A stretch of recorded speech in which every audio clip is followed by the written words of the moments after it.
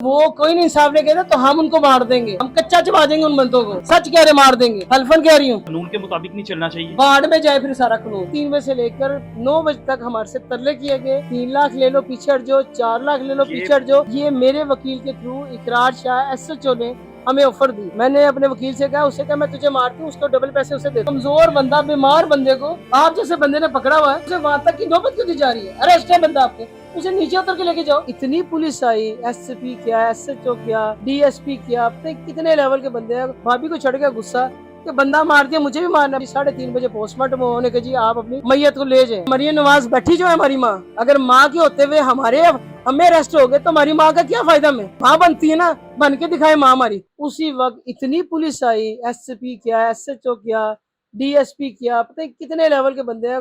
मुख्तलिफ क्वेश्चन किए। तो हमने कहा भाई इससे आगे क्या है, ये क्यों इस तरह के हुआ? उन्हें कहा जी आप ऐसा करें, किसी को ला के ना वहाँ पे एप्लीकेशन दें सत्तू तेरे खाने। मैंने कहा ठीक है। मैं भाभी वहाँ चले गए, उन्होंने मुर्दा खाने में भाई को रखवा दिया।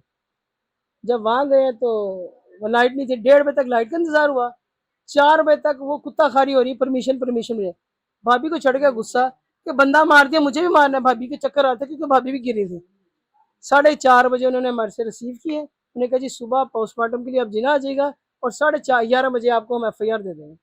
बहरहाल वो सारी स्टोरी, वहाँ कुछ नहीं हुआ। दोबारा हम सत्तू कतरे खाने 12-1 बजे पोस्टमार्टम की हमने डॉक्यूमेंट रिक्वेस्ट के बनवाए, वहाँ जमा करवाए।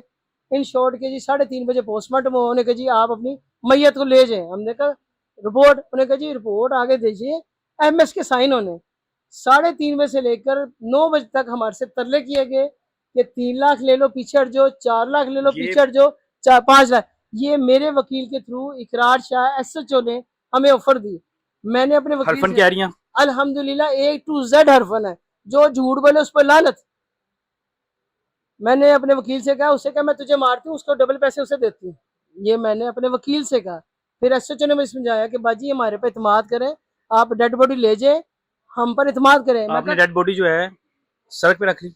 पोस्टमार्टम पोस्टमार्टम से जो वहां से ले ही नहीं थे आप? अब नहीं ले रहे थे कि हमें चाहिए था FIR, क्योंकि हमें कानून की समझ नहीं है। लेकिन हमें उस दौरान आपको नहीं पता था कि आप पे पर्चा हो गया हुआ है? नहीं, हमें उसी वक्त पता चल गया था जब वहां से रिक्वेस्ट की पोस्टमार्टम की कि बीबी होता देख ला पर्चा हो गया। तो मैं कहा अरेस्ट करो, क्यों ड्रामेबाजी कर रहे हो? हम तो आज भी आवाज देते हैं कि अगर हमने कुछ किया अरेस्ट करो। जमानत नहीं करवाई आपने? कुछ भी नहीं करवाया? क्यों करवाए जमानत? मैडम मरियम नवाज बैठी जो है हमारी माँ, अगर माँ के होते हुए हमारे हमें अरेस्ट हो गए तो हमारी माँ का क्या फायदा? में माँ बनती है ना, बन के दिखाए माँ हमारी। इन्वेस्टिगेशन करे कि ये जो पर्चा हुआ 6 महीने पहले भी कोई इस घर में नहीं आया। 15 माह से मेरा भाई बीमार है, 6 महीने के बाद भी कोई नहीं आया। और 6 महीने के बाद इसी जगह भाई है जहाँ पिछले 2.5 साल से, और जिसे फ्रॉडिया ये कहा जा रहा है, उसके किचन की हालत देखे कि क्या हालत चल रही है। देखिए अगर हालत दिखाऊं जी दिखाए तो... जनाब, ये फ्रॉडिया की हालत है जिसने 18 लाख की होंडा सिटी ली है, और वो होंडा सिटी किधर है, उसका कहाँ पे वजूद है? जो 9 लाख दिया है और वापस 9 लाख लेना था, वो 9 लाख हमें वापस लेके दे ना, वो गाड़ी किधर है? इसलिए उस पर्चे की भी वेरिफिकेशन करे, री इन्वेस्टिगेशन कराए कि पर्चा सच्चा था झूठा था। अगर सच्चा था तो 6 महीने तक क्यों नहीं अरेस्ट किया? वो तो 15 माह से करता। और अगर ये अरेस्ट करने के बाद मौका दिया जा रहा है कि जाके तीसरी मंजिल फेंकना। और सबसे बड़ी बात है, कमजोर बंदा, बीमार बंदे को आप जैसे बंदे ने पकड़ा हुआ है और उसे वहां तक की नौबत क्यों दी जा रही है? अरेस्ट है बंदा आपके, उसे नीचे उतर के लेके जाओ।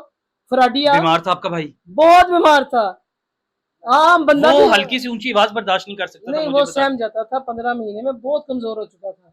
भाभी ने पहले ही कहा कि भाई वो तबीयत उसकी खराब है, BP मरीज है, शुगर पेशेंट है, उससे बैठ के बात करो। या कुर्सी में बैठा हुआ था, वहां क्या कर रहा था? वहां जाके फेंक दिया कि उसने हमसे बचने के लिए, उसकी वजह क्या? उसने किसी का कर्जा देना था। उसके सारी हिस्ट्री चेक करें जो पर्चों की है। पर्चों में उसकी गाड़ियां चोरी हुई, इन्वेस्टर्स की सारी गाड़ियां रिकवर कराई गई। जो हालात बन रहे हैं इस वक्त, आपको लग रहा है कि आपको इंसाफ मिलेगा?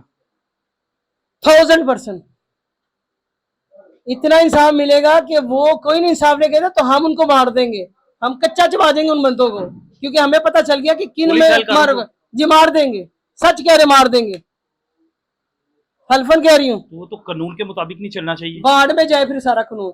मरियम नवाज हमें इंसाफ लेके देगी, एतमाद है, क्योंकि हमें पता है कि नवाज शरीफ की बेटी है और हमारी माँ है। माँ अपने बच्चों को लवारस नहीं छोड़ सकती। मुझे पूरी उम्मीद है कि मैडम हमारा साथ देंगे।